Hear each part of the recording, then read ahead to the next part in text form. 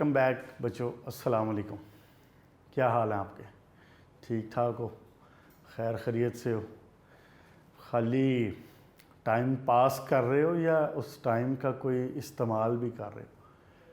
मैंने आपको पिछले लेक्चर्स में भी कहा था कि छुट्टियां अब आपकी ख़त्म होने वाली हैं, तो आप ये काम ना कीजिएगा कि वीडियो रिकॉर्ड करके रख ली या सेव करके रख ली कि जी देखेंगे, बाद में देखेंगे, और उसको ड्यू कर लिया। ना करें ऐसे। मुझे पता चला था कुछ बच्चे ऐसा कर रहे हैं। बच्चों, अपने लिए बड़ा मसला क्रिएट कर लोगे अगर ऐसा करोगे तो। उसकी वजह यह है कि जब आपने तशरीफ़ लानी है ना, जब भी कॉलेज खुलने हैं, सितंबर तक उम्मीद है खुल जाएंगे कॉलेज, आपके आते साथ ही फुल लेंथ पेपर हो जाने हैं और आपका ये हाफ पोर्शन, हाफ जो बुक है जिसको हम कह सकते हैं कि फर्स्ट टर्म, ये मुकम्मल हो गया होना जब आपने तशरीफ़ लानी है। तो जब आप आएंगे तो हमने सेकंड टर्म स्टार्ट करनी है। हमने जो बाकी रिमेनिंग 8 चैप्टर हैं ऑर्गेनिक वाले, हमने उसको स्टार्ट करना होगा। हम ये नहीं करेंगे और कहीं पे भी जहन में ये ना रख के आना कि हम दोबारा ये पढ़ेंगे या ये रिवाइज होगा। रिवीजन होगी वो जाके बाद में होगी कि जनवरी के करीब जाके, जनवरी फरवरी जब भी होगी, जो भी शेड्यूल आएगा। इसलिए ये काम बिल्कुल नहीं करना कि इसको डिले कर लें और ठंड करा के तो बैठे रहो। ऐसे बड़ा नुकसान कर लोगे अपना और अपने लिए मसला क्रिएट कर लोगे। जो चीज़ें अभी रह जाएंगी वो फिर आप समझ लें कि वो मुश्किल क्रिएट करेंगी और वो रह ही जाएंगे। फिर बाद में सेकंड पोर्शन वाला करोगे, ऑर्गेनिक वाला करोगे या इसको करोगे। इसलिए जब आप आएँ तो कम से कम ये 8 चैप्टर मुकम्मल होने चाहिए आपके, ये बात याद रखें। ओके जी बेटा, लास्ट लेक्चर में हमने चैप्टर नंबर 5 कंप्लीट कर लिया था और एक्सरसाइज वगैरह भी इसकी हो गई थी। अब हमने शुरू करना है जनाब चैप्टर नंबर 6, और चैप्टर नंबर 6 का नाम है transition elements. Chapter 6 transition elements.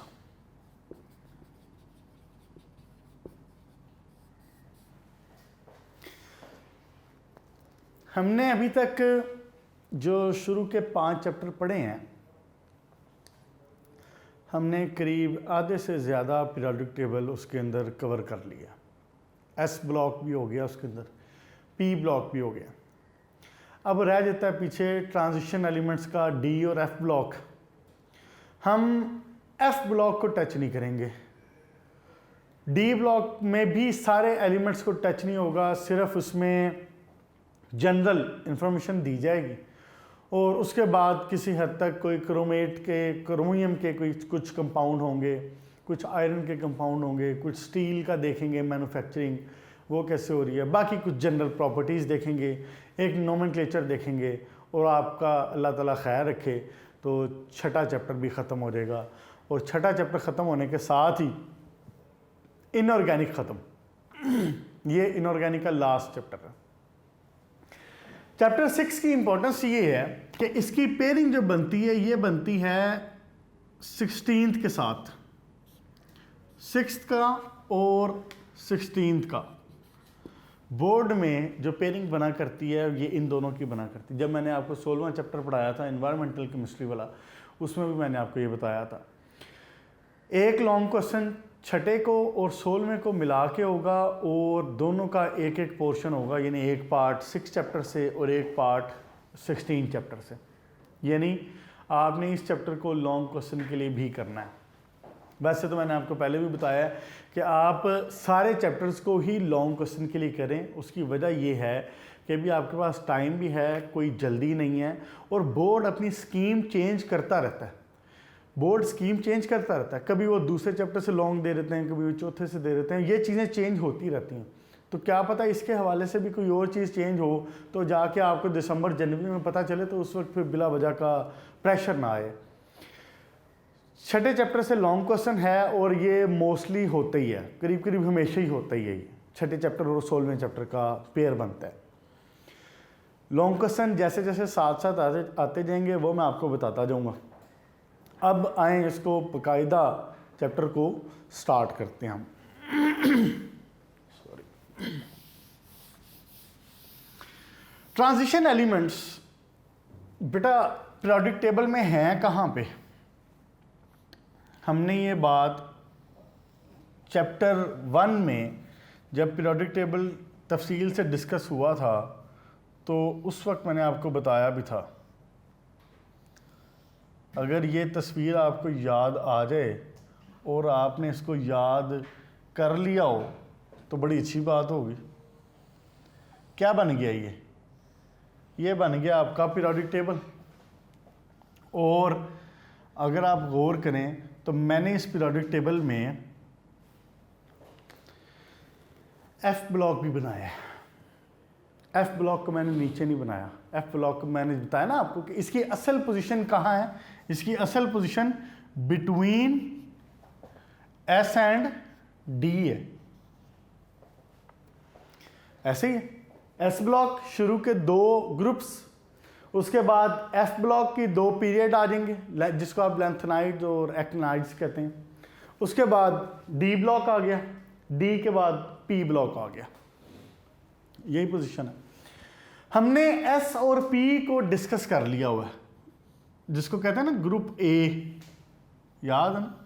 जो आपने ग्रुप ए वाला पढ़ा था 1A 2A 3A 4A 5A 6A 7A 8A तक, वो ये दोनों थे 1A 2A और उसके बाद 3 से लेके 8 तक ये ए था। फिर हम आए थे जनाब अली बी पे, इसको हम बी ग्रुप कहते हैं। इसमें भी आपको मैंने शुरू में बताया हुआ था। अभी मैं आपको इसकी दोबारा सिर्फ डी को ओपन करके बताता हूँ। फिलहाल ये देखें कि ये है आपका बी ब्लॉक और एफ को हम सेपरेट रखते हैं और एफ को लेंथेनाइड्स और एक्टिनाइड्स कहा जाता है। इसके अंदर 2 पीरियड है। ये पीरियोडिक टेबल की शेप थी ना पूरी। एस और पी के दरमियान में डी और एफ मौजूद है। डी और एफ ब्लॉक के एलिमेंट्स को ट्रांजिशन एलिमेंट्स कहते हैं। ये दोनों क्या कहलाएंगे? Transition elements. डी और एफ ब्लॉक के एलिमेंट्स को क्या कहा जाएगा? Transition elements. क्लियर होगी बात? पोजीशन तो समझ आ गई कि हमने पढ़ना कहां से, ये है कहां पे बेसिकली। ये मैंने आपको बताया अभी कि F block will not be under discussion, उसको डिस्कस नहीं किया जाएगा, वो आपके उसमें स्कोप में नहीं है। डी ब्लॉक भी मुकम्मल डिस्कस नहीं होगा, प्रॉपर्टीज डिस्कस होंगी और 1-2 एलिमेंट्स डिस्कस होंगे, बस ज़्यादा नहीं। इसलिए घबराने वाली बात कोई नहीं है। चैप्टर है बेसिकली आसान ही है, चैप्टर मुश्किल नहीं है। अच्छा जी, यहाँ तक अगर आपको समझ आ गई है तो अब मैं आपको ज़रा सिर्फ डी ड्रॉ करके दिखा देता हूँ, जो कि जिसके साथ हमारा ख़ास तौर पे कंसर्न है। लेकिन उससे पहले सिर्फ एक बात ये कि ट्रांजिशन एलिमेंट्स कहा क्यों जाता है? ये शॉर्ट क्वेश्चन है। पेज नंबर 97 पे जहाँ पे इंट्रोडक्शन लिखा हुआ है उसका दूसरा पैराग्राफ देखेंगे तो यहाँ पे आपको इसका जवाब भी मिल जाएगा। और ये शॉर्ट क्वेश्चन उसने पूछा हुआ है एक बार बोर्ड में। वो कहता है कि why transition elements are called transition elements. आपको पता है कि इंग्लिश का वर्ड है ट्रांजिट या ट्रांजिशन, तो इसका मतलब क्या होता है? जब आप फॉर एग्जांपल आप पाकिस्तान से आप जाना चाहते हैं यूएसए, तो लेट्स से आपने वो फ़्लाइट वाया ली है और आप पहले एमिरेट्स एयरलाइन से जाते हैं, वो आपको दुबई लेके जाती है और दुबई से फिर आप जाते हैं यूएसए की तरफ। पहले आपका दुबई में कोई 2-3 घंटे का स्टे होता है। ये यूजुअल बात है, ट्रैवलिंग ऐसे नॉर्मली हो रही होती है रोज़। जब ये ट्रैवल कर रहे होते हैं ना बंदे यहाँ से, और उनको पहले जाके दुबई लेके जाया जाता है, तो फिर उनको एक लाउंज में बिठाया जाता है जिसको कहा जाता है ट्रांजिट लाउंज। ट्रांजिट लाउंज का क्या मतलब है? वो जगह, वो लाउंज तो बेसिकली बैठने की जगह है ना, जैसे टीवी लाउंज है। वो जगह जहां पे ऐसे लोग बैठेंगे जो कि एक जगह से दूसरी जगह मूव कर रहे हैं, मुंतकिल हो रहे हैं और उन्होंने दरमियान में थोड़ी देर के लिए स्टे किया। ट्रांजिट, तब्दीली, चेंज। वैसे तो आजकल चेंज का लफ्ज़ वैसे ही बड़ा मशहूर हुआ है।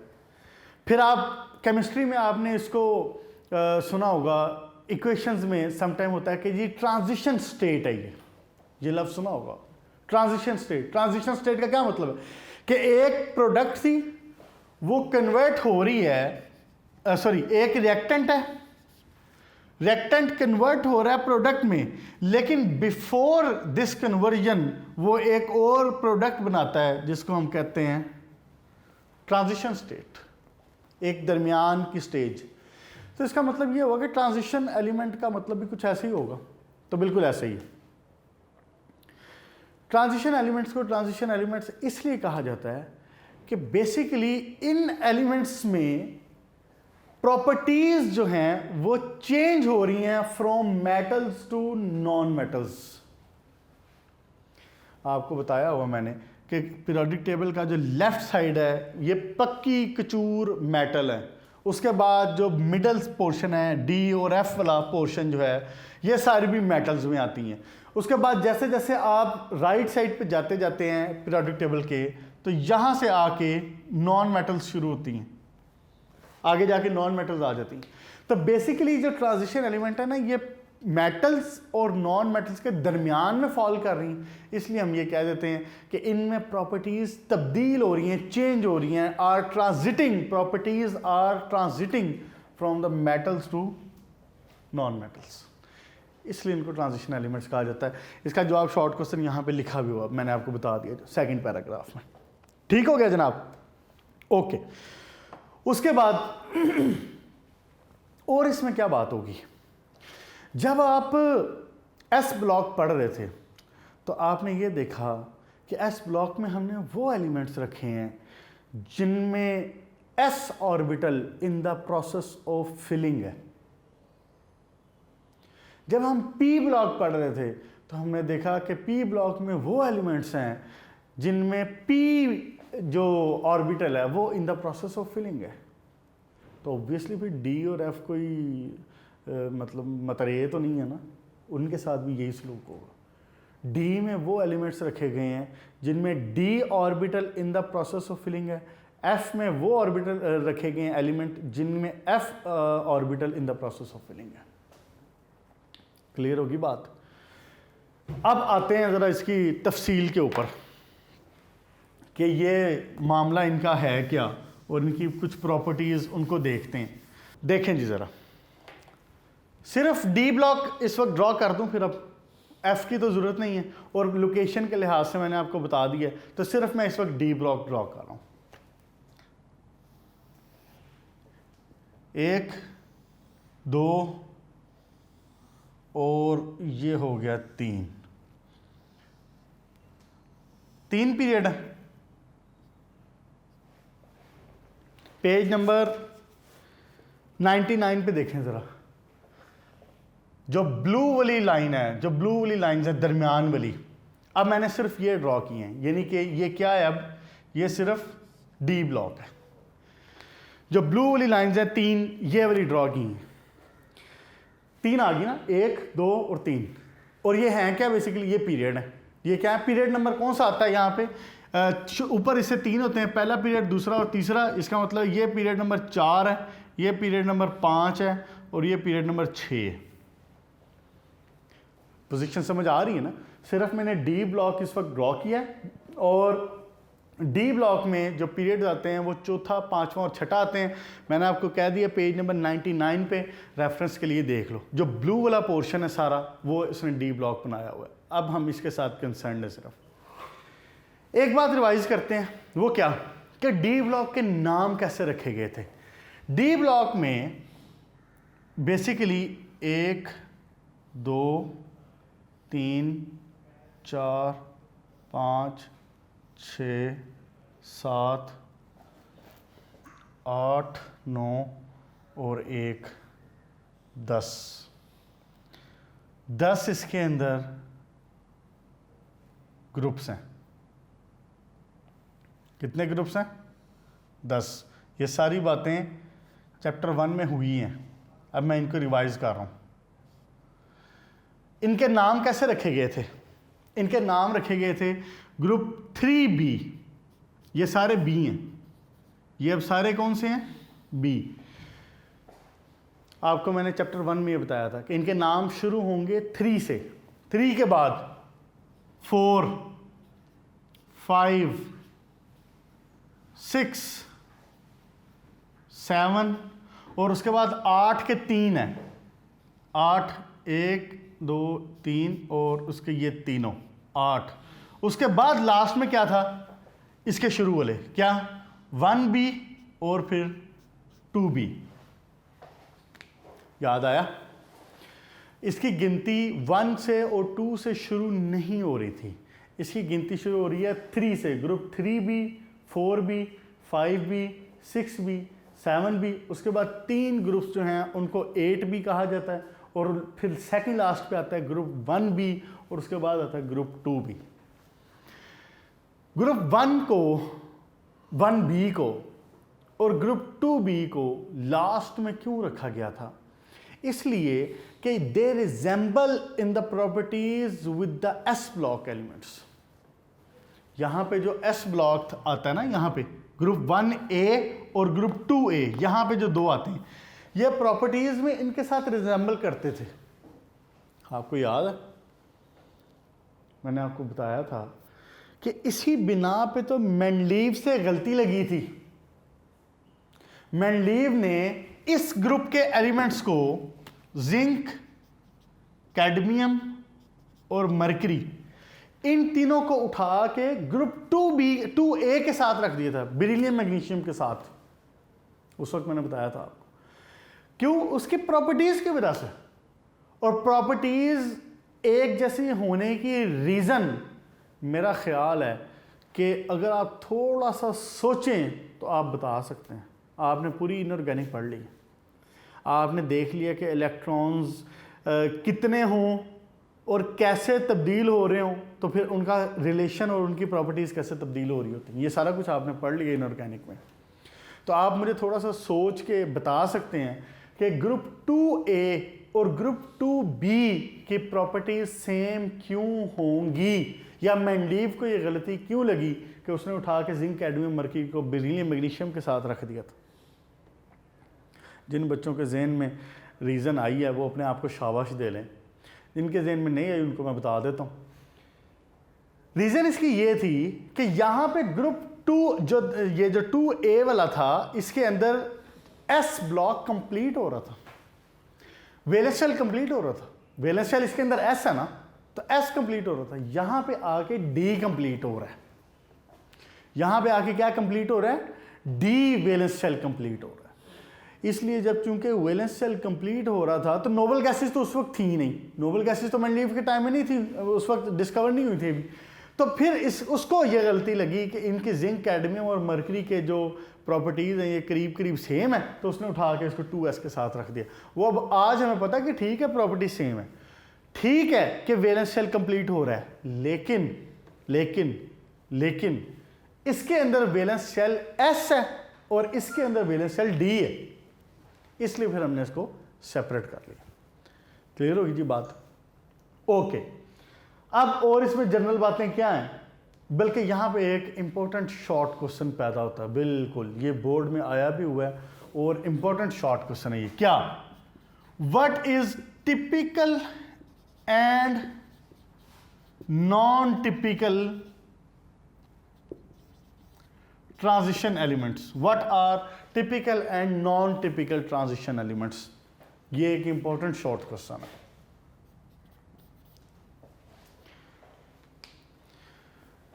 बात ये है कि हमने अब गौर से ज़रा बात सुनी, इसका जवाब लिखा हुआ आपके पास पेज नंबर 98 पे, इस वक्त पेज नंबर 98 पे हूँ। बात ये है कि डी ब्लॉक में किन एलिमेंट्स को रखा जाता है?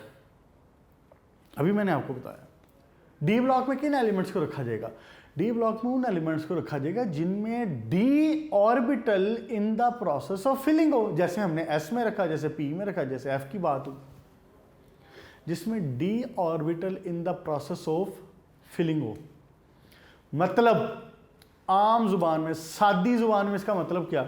इसका मतलब ये है कि जिन एलिमेंट्स में डी ब्लॉक में, डी सबशेल में इलेक्ट्रॉन्स का लेन देन हो रहा हो, इलेक्ट्रॉन्स का गिव एंड टेक हो रहा हो, उसको कहेंगे कि डी ब्लॉक का एलिमेंट है, ऐसे कहेंगे ना। अब यहां पे फिर टिपिकल और नॉन टिपिकल की बात क्यों आ रही है, देखें जरा। अब इसके लिए हमें पहले इसकी इलेक्ट्रॉनिक कॉन्फ़िगरेशन देखनी पड़ेगी। बच्चों ये जो 3B ग्रुप है ना, पहले वाला, अब देखें ना, गौर करें जरा। यहां पे जो 1s था, इसका मतलब है कि उसके आउटर मोस्ट सेल में s में एक इलेक्ट्रॉन, याद है ना, sodium, potassium, rubidium, caesium, francium, उनके आउटर मोस्ट सेल में कितने इलेक्ट्रॉन थे? एक s में। उसके बाद आपने पढ़ा beryllium, magnesium, calcium, strontium, barium, radium, उसमें क्या था? 2 थे। s कंप्लीट होने के बाद आगे आता है d। आगे क्या आता है? d। आपको लास्ट नहीं तो सेकंड लास्ट लेक्चर में मैंने बड़ी तफसील से, इंतहाई डिटेल से नोबल गैसेस जब पढ़ा रहा था, तो उस वक्त मैंने आपको इंतहाई तफसील से इलेक्ट्रॉनिक कन्फिग्रेशन वाली बात दोबारा बताई थी। वैसे आपने फर्स्ट ईयर में पढ़ी भी होगी। जब आप s ब्लॉक से आगे जाते हैं, s ऑर्बिटल से आगे जाते हैं, तो उसके बाद d ऑर्बिटल फिल होता है। 4s 3d, 5s 4d, 6s 5d, ये वाली बात, ठीक है? 4 5 6। ओके, जब आप s से आगे जाते हैं तो d शुरू होता है। तो इस वक्त जब s1 था, s1 फिर s2, उसके बाद d1। अब गौर से देखें जरा, इधर ध्यान रखें। d1 मतलब इस ग्रुप में, ये वाले में d में कितने इलेक्ट्रॉन होंगे? 1। इसमें कितने होंगे? 2। इसमें कितने होंगे? 3 4 5। जहां पे मेरा मार्कर है इस ग्रुप में 5 6 7 8 9 10। ऐसे ही जैसे जैसे आप ग्रुप में, डी ग्रुप में आगे से आगे जाते चले जाएंगे, हर ग्रुप में इलेक्ट्रॉन इंक्रीज होते चले जाएंगे। बात शुरू कहाँ से हुई? 1 से। और आपको पता है कि D can have maximum of 10 electrons, ऐसी है ना, मैक्सिमम ऑफ 10, लेकिन मिनिमम कोई भी हो सकता है, 0 भी हो सकता है, 1 भी हो सकता है। अब गौर करें जरा बात, अगर 0 होगा तो फिर वो डी का तो ना होगा ना। अगर 0 होगा तो फिर मैं ये तो नहीं कह सकता ना कि इसमें d orbital in the process of filling है, फिर वो तो नहीं होगा। फिर इसका मतलब है वो डी ब्लॉक का एलिमेंट ही नहीं। डी के अंदर 1 2 3 4 5 6 7 8 9 10। जैसे जैसे आप ग्रुप्स में आगे जाते जा रहे हैं, नंबर ऑफ इलेक्ट्रॉन्स इंक्रीज करते जा रहे हैं डी के अंदर। मैं दोबारा बात दोहरा रहा हूँ, गौर से देखो ज़रा मैं क्या कह रहा हूँ। मैं कह रहा हूँ कि डी ब्लॉक है, जैसे जैसे आप आगे जा रहे हैं, अब इसमें इसको गिनती के साथ कंफ्यूज नहीं करना। ये देखें, इसके साथ कंफ्यूज नहीं करना। ये जो तरतीब लिखने की है 3 4 5 और लास्ट में 1 2, ये अलग बात है, लेकिन इलेक्ट्रॉन्स कैसे आने? 1 2 3 4 5 6 7 8 9 10। क्लियर? बुक पे आए जरा आप, पेज नंबर 98, टेबल देखें। टेबल में जनाब अली लिखा हुआ है, सारा टेबल ना याद करने की ज़रूरत है ना कुछ और। मैं बता देता हूँ अभी, इसमें से एक बार एक शॉर्ट क्वेश्चन आया हुआ है और वो इलेक्ट्रॉनिक कन्फिग्रेशन का आया था। अभी आप इस टेबल को डिस्कस करते हैं, वो भी हो जाएगा इंशाल्लाह ताला। आप टेबल की पहली लाइन देखें, जो सबसे फर्स्ट वाली लाइन है, और जहाँ पे लिखा हुआ है क्या? स्कैंडियम, उसके बाद टाइटेनियम, टाइटेनियम के बाद वनेडियम, फिर क्रोमियम, क्रोमियम के बाद आयरन, क्रोमियम के बाद मैंगनीज, मैंगनीज के बाद आयरन, फिर कोबाल्ट, फिर निकल, फिर कॉपर और फिर जिंक। याद करने की ज़रूरत नहीं है, सारे याद हो जाएं तो अच्छी बात है, सिर्फ एक ही ये काफ़ी है। अगर हो जाते हैं तो अच्छी बात है, वरना जो इंपॉर्टेंट बातें होंगी इसमें से सिर्फ वो ज़हन में रख लेना, चल जाएगा। क्या बात है, ये मैंने आपके सामने जो इस वक्त लिखा है ना, ये मैंने लिखा है पीरियड नंबर 4, ये वाला ग्रुप में नहीं लिखा, पीरियड में लिखा है। स्कैंडियम, टाइटेनियम, वेनेडियम, क्रोमियम, उसके बाद मैंगनीज, आयरन, निकल, कोबाल्ट, कॉपर और जिंक, ये लिख दिया सर। ठीक हो गया जनाब। अब देखिए मैंने अभी आपको क्या बताया, अभी मैंने बताया है कि जैसे आप डी में आगे जाते जाएंगे electron will be gradually increasing, 1 2 3 4 5 6 7 8 9 10 ऐसे ही। मतलब इसका क्या हुआ कि स्कैंडियम के केस में क्या होना चाहिए, स्कैंडियम के केस में होगा ये चौथे में 1 2 3 4, यानी कि यहाँ पे मैं कह दूंगा कि सॉरी 4s और 3d।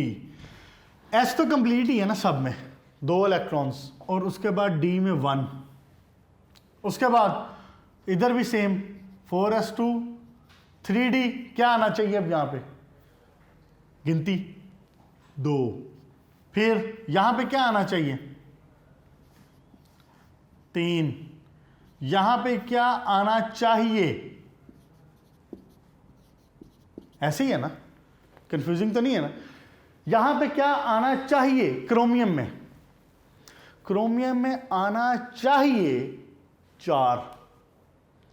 अब इंटरेस्टिंग बात ये है कि यहां पे एक एक्सेप्शन है,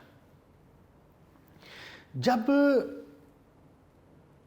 डी में 4 इलेक्ट्रॉन होते हैं ना, तो आपको एक बात पता है, और ये बात बड़ी बार दोहराई है मैंने, क्या most stable condition for an atom is to have the octet completed या वैलेंस शेल कंप्लीटेड।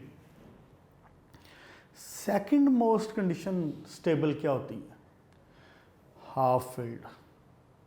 सबसे ज्यादा stable condition filled complete, P 6 मुकम्मल, D 10 मुकम्मल, F 14 मुकम्मल, यही है ना। लेकिन सेकंड मोस्ट स्टेबल कंडीशन क्या है, हाफ फिल।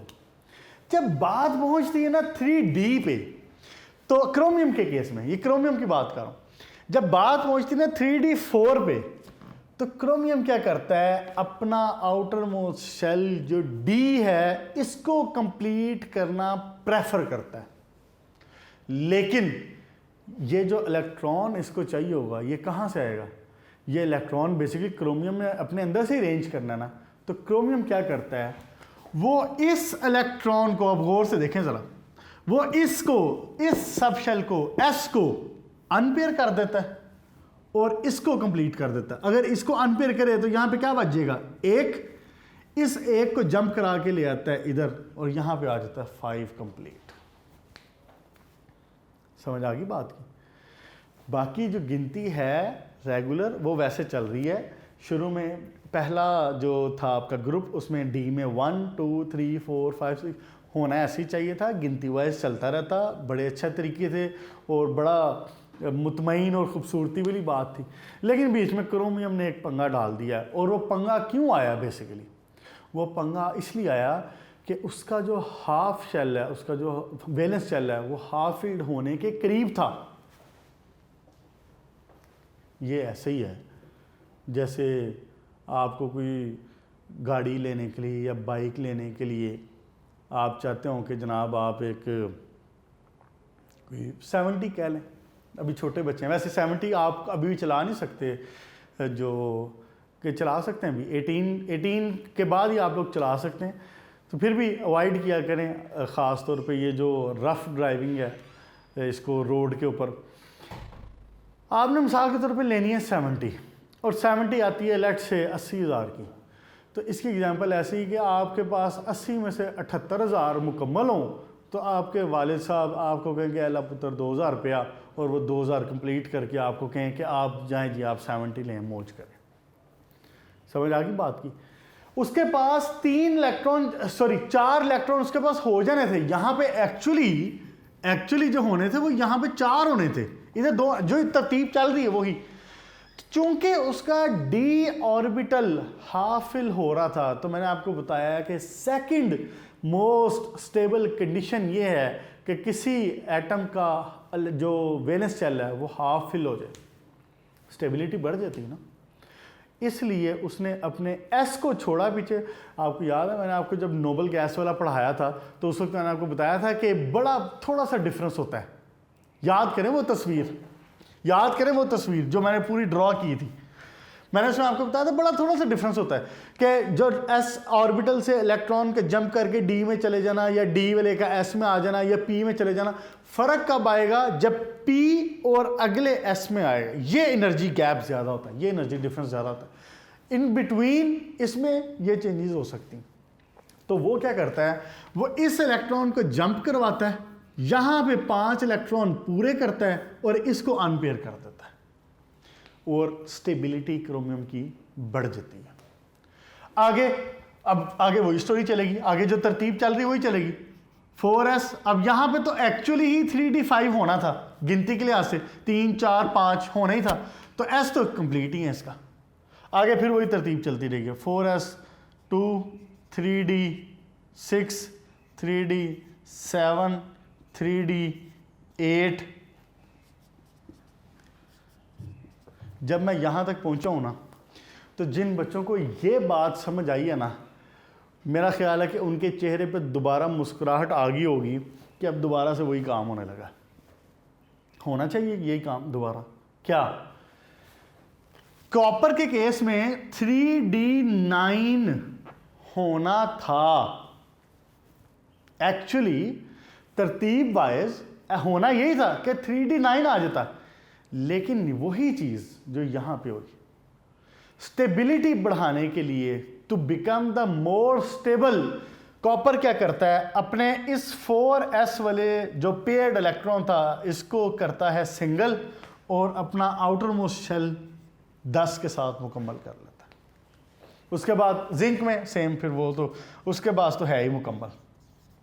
3d10 देखें ज़रा पेज पे, पेज नंबर 98 पे पहला जो रो है पूरी वो देखें ज़रा, पहला जो कॉलम है पूरा जिसमें स्कैंडियम टाइटेनियम वेनेडियम पूरा वो लिखा हुआ है, उसके आगे इसकी इलेक्ट्रॉनिक कन्फिग्रेशन लिखी हुई है।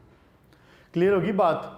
यही काम आगे भी होता है अगले वाले यानी पीरियड नंबर 5 में, पीरियड नंबर 6 में यही काम होता है विद लिटिल वेरिएशंस, लेकिन हमारा फिलहाल उसके साथ कोई ताल्लुक नहीं है। समझ आ गई बात की? अच्छा, आज टिपिकल और नॉन टिपिकल की बात मुकम्मल कर लेते हैं, हो जाएगी। अब होता क्या है, मैंने आपको पूरी इलेक्ट्रॉनिक कन्फिग्रेशन बता दी। अब एक बात नोटिस करें ज़रा, ध्यान इधर रखें। क्या बच्चों, अगर मैं इस वाले में से स्कैंडियम में से ये जो एक इलेक्ट्रॉन है ना, अगर मैं ये एक इलेक्ट्रॉन निकाल दूं,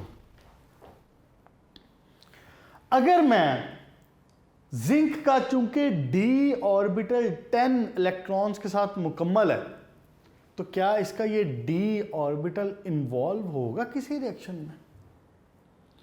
जब d ऑर्बिटल 10 इलेक्ट्रॉन्स के साथ मुकम्मल है तो ये इंतहाई स्टेबल कंडीशन है। इजी नहीं होगा कि आप d ऑर्बिटल से इलेक्ट्रॉन निकलवा सकें, इजी नहीं होगा। जिंक सिर्फ एक वैलेंसी, एक ऑक्सीडेशन स्टेट रखता है और वो है +2। वो कैसे आएगी? वो आएगी बेसिकली जब जिंक अपने इस ऑर्बिटल को, ध्यान इधर रखें जरा, इस ऑर्बिटल को इन्वॉल्व करे, s को, s में से एक इलेक्ट्रॉन लूज करे या 2 करे, जितने भी करे, मोस्टली 2 ही करता है, 2 जितने भी लूज करे s में से। d को वो नहीं छेड़ सकेगा, क्यों? क्योंकि d में इलेक्ट्रॉन डेंसिटी ज्यादा है और फिर कंप्लीट भी है। s वाला बेचारा मासूम सा है, जब d ऑर्बिटल का जो इलेक्ट्रॉनिक क्लाउड है वो इतना थिक हो जाता है और वो मुकम्मल हो जाता है, तो जो s ऑर्बिटल है वो, इसके अंदर थोड़ी सी एक्सेप्शनल केस आता है कि s ऑर्बिटल थोड़ा सा बाहर हो जाता है, एस ऑर्बिटल डी से बाहर हो जाता है। जब वो बाहर होता है तो उसकी वजह से इलेक्ट्रॉन्स का जो गिव एंड टेक होता है जिंक के केस में वो फ्रॉम द एस ऑर्बिटल होता है। Zinc is not involving it's D orbital in the reactions. क्यों? क्योंकि कंप्लीट है, मुकम्मल बैठा हो। बात समझ आई? मैं दोबारा बोलता हूं, zinc is not involving it's D orbital electrons.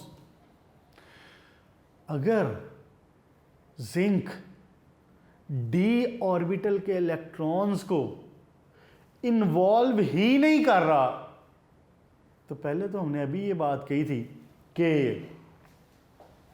Electrons का give and take d orbital से होगा तो it will be called transition elements. तो जिंक तो इन्वॉल्व ही नहीं कर रहा उसको, अब क्या करें? इसलिए हमें यहां पे ये टर्म लानी पड़ी टिपिकल और नॉन टिपिकल एलिमेंट्स में।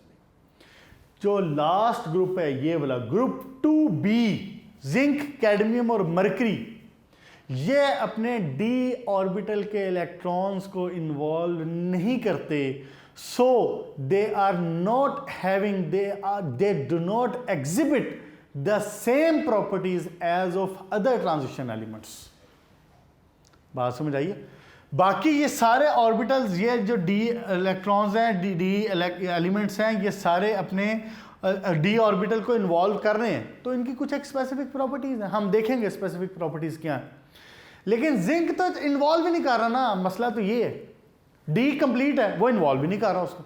जब वो इन्वॉल्व नहीं करता तो यहां पे फिर हमें टर्म लानी पड़ती है नॉन टिपिकल ट्रांजिशन एलिमेंट। अब है तो ट्रांजिशन ही, है तो ट्रांजिशन ही, डी में आ तो रहा है ना, इलेक्ट्रॉन तो मुकम्मल हो रहे हैं ना, रखना तो उसको यहीं पड़ेगा एटॉमिक नंबर के भी लिहाज से, हर लिहाज से। लेकिन it does not exhibit the properties, the general properties of the transition elements. That's why we called this group non typical elements. अब एक ग्रुप और है जो ऐसा मसला कर रहा है, कौन सा हो सकता है? वो ग्रुप नंबर 3b। क्यों? इसके पास सिर्फ एक इलेक्ट्रॉन है, इसकी कोई ऑक्सीडेशन स्टेट ऐसी नहीं है कि वो जिसमें इसने एक इलेक्ट्रॉन लूज ना किया हो। ये फट से एक इलेक्ट्रॉन जो डी वाला ये लूज कर देता है। वही बात हो गई, सिनेरियो सेम हो गया। हमेशा हमेशा हमेशा ही ये डी का इलेक्ट्रॉन लूज करता है और एस वालों को इन्वॉल्व करता है, रिएक्शन करता है, +2 या +3 ऑक्सीडेशन स्टेट रखता है, लेकिन डी को नहीं छोड़ता, डी को हमेशा इन्वॉल्व कर देता है बीच में। बात समझ आ रही? ये भी डी को हमेशा बीच में से इलेक्ट्रॉन को लूज कर देता है, +1 +2 की तरफ फौरी तौर पे चला जाता है। तो क्या ये डी ऑर्बिटल में लेन देन कर रहा है? ये नहीं करता, हमेशा ही लूज कर देता है। ये वाला इसलिए रिएक्शन नहीं कर रहा कि ये कंप्लीट है, और ये वाला इसलिए नहीं रिएक्शन कर रहा कि एक इलेक्ट्रॉन तो उसने लूज कर दिया, अब डी खाली हो गया। ये रीजन है कि इसको भी हम नॉन टिपिकल में रखते हैं। सारी बात का अब जो खुलासा है वो ये बना कि ये दो ग्रुप ऐसे हैं, ग्रुप 3b और ग्रुप 2b, जो कि नॉन टिपिकल एलिमेंट्स कहलाएंगे। क्यों? क्योंकि they are not exhibiting the same properties as of other transition elements. फिर हम कहते हैं कि ये सारे टिपिकल, जिसको कहते हैं खास, टिपिकल, तो बड़ा टिपिकल आदमी है, इस तरह वर्ड यूज करते हैं हम। तो ये खास टिपिकल ट्रांजिशन एलिमेंट की प्रॉपर्टीज रखते हैं यहां से लेके यहां तक, लेकिन पहला और आखिरी टिपिकल एलिमेंट की प्रॉपर्टीज नहीं रखते, इसलिए हम इनको कहते हैं non typical transition elements. Page number 98 पे टिपिकल और नॉन टिपिकल वाली बात होगी मुकम्मल, और आज मैंने आपको इसकी बेसिक्स भी दे दी हैं। आप तैयार हो जाएं, अब इसको ज़रा, ये बेसिक्स बड़ी ज़रूरी हैं बेटा। ये जो इलेक्ट्रॉनिक कन्फिग्रेशन ये मैंने बनाई है ना, ये आगे बड़ी इस्तेमाल होनी है, और मैंने इसीलिए बड़ी तफसील से बता दिया है और इसीलिए थोड़ा पढ़ाया आज। कल जब आप तशरीफ़ लाएँ तो ये सारा आपके जहन में होना चाहिए। ये एलिमेंट का नाम और तरतीब याद कर लें तो अच्छी बात है, अदरवाइज़ काम चल जाता है। ये आपको इलेक्ट्रॉनिक कन्फिग्रेशन आनी चाहिए कि ये एक्सेप्शनल केस क्यों हुआ था और कहाँ कहाँ पे हुआ है। फिर टिपिकल और नॉन टिपिकल वाली बात, और फिर हमने ये पढ़ा कि why D block elements are called transition elements. यहाँ तक रखते हैं, कल इंशाल्लाह ताला कंटिन्यू करेंगे नेक्स्ट टॉपिक से। तो अभी के लिए इजाज़त दें, अपना ख्याल रखिएगा, गुड लक।